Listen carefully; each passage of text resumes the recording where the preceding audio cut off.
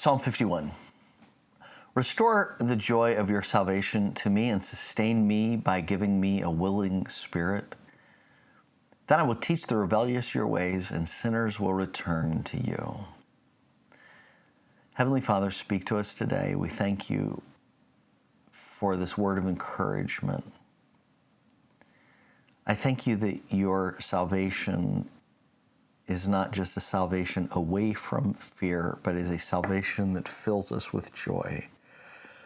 I pray that you would help us to live up to that joy. Through Christ we pray. Amen. Do you ever feel like you've lost the joy of your salvation?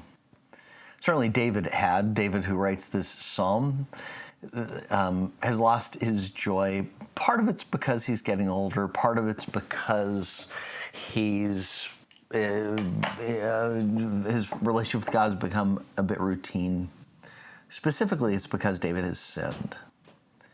And his sin caused him to be tortured inside by guilt, by shame. And now in Psalm 53, he confesses his sin to God. He asks God for a new spirit. And then he says these words, "Restore to me the joy of your salvation. Sustain me with a willing spirit." That's a great prayer for us to pray today, chew on today. Lord, restore to me the joy of your salvation. When people look at you, they say, man, that guy has joy. That woman has joy. And the joy they see is not the joy because you have a good job or plenty of money or you've had lots of sleep or everything is going easily in life. It's a joy because you know the Lord. You know you're saved. You know you have hope for eternity. Now, what would it look like if we really had the joy of our salvation? I think there are many illustrations, but part of the reason I'm inspired to share this verse with you today is because of a story I heard of an 81-year-old woman. This week, as I share it with you, this coming Sunday is going to be the first Sunday for a new church that we're helping start in Bradenton, Florida. Aaron Johnson, I've been working with in the process of planting this church. He's the church planter there. And he was so excited to talk to me this week. He said, Brett, there's a woman that we baptized last week, 81 years old, architect. He said she had been coming to our services. She'd been meeting with us for a while, and I preached a message on salvation, and she realized she needed to give her life to Christ. She'd been baptized, and so she was baptized. And now what I love about that is not your typical church planting story. If you're planting a church, I've never known a church planter to say, my strategy for planting a church is to go find some 81-year-old women and plant the church with them. Because typical the church plant is we're going to find some young families, or we're going to grow with young families, and they're going to invite people, and we'll have good ministry for children, that kind of thing. But no, here's an 81-year-old architect. In other words, she is a professional. She was very comfortable with her life. She's not someone who's financially needy. She's not somebody who's relationally needy. In fact, she has lots of friends. She has just a great breadth of relationships. And yet, despite the fact that she is rich in so many ways that the world would call rich, at 81 years old, she's come to the point of realizing she needs Jesus. That she's dead without Christ. And yeah, by the way, she had other religions. She dabbled in other religions and toyed with all those. But she didn't find what her soul desperately needed: grace, salvation, the truth, until she found Jesus Christ. And now she's given her life to Christ. She's been baptized. And what's she doing? She has personally invited 41 people to come to the launch services of this new church. 41 people. That's what you call the joy of salvation. It's not the guilt of salvation. Oh, I've got to do this. It's not the meager responsibilities of salvation. Restore to me in the sense of responsibility. I got to do this. It's the joy. She knows that she has Jesus. She knows she has forgiveness and purpose and life that she's always longed for. She has a community of people in the church who are loving, even though it's a brand new church. She has grace. She has hope for the future. And this 81-year-old architect can't keep it to herself. In fact, that's what the psalmist says here. Restore to me the joy of your salvation. Sustain me by giving me a willing spirit.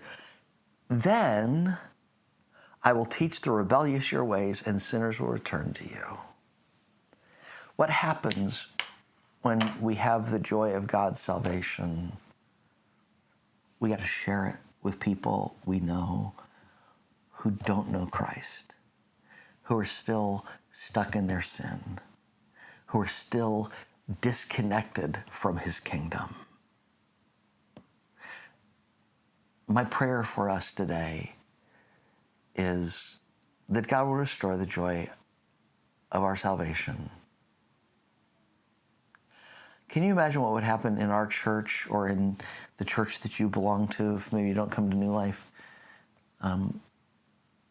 If 100 people were to invite 41 people to join them for worship in the next month, if 50 people would be so excited about their salvation in Christ that they just had to find their friends, and they were inviting 41 friends and associates to introduce them to Jesus and worship. What if just 5 would? What a difference 5 even could make. My prayer is that God would just start with you and me, that he would restore to us the joy of our salvation, that he would sustain us by giving us a willing spirit, a spirit willing to surrender and to follow. And then we will teach the rebellious his ways, and we will lead sinners to return to him. Are there 5 people that you're praying for all the time that you know don't know Christ, that you'll pray will come to Christ? Are you looking, here's the challenge, invite 41 people this year. Not because you have to, but because the joy of your salvation inside you can't be stopped. Heavenly Father, I pray that you would raise up a core of people who don't just feel a sense of duty to lead people to you, but they will so know the joy of our wholeness in you. The joy that once we were lost, but now we were saved. The joy that we know our identity in you. The joy that we do know right from wrong because you've given us right from wrong in Jesus. The joy that we know the way, that we have purpose for our life, that we have confidence in our salvation. The joy that we have the Holy Spirit empowering us moment by moment. The joy of knowing that there is no hopeless situation that we ever face. Lord, may we be so filled with the joy of your salvation that we can't help but share it with those around us because we love them and want them to share in your joy. Lord, we love because you first loved us. Now help us to love because you first loved us. Through Christ I pray. Amen. Thanks for joining us. And I would love to hear how many people you invite to church, you have conversations with for Christ because of joy this year. Till next time.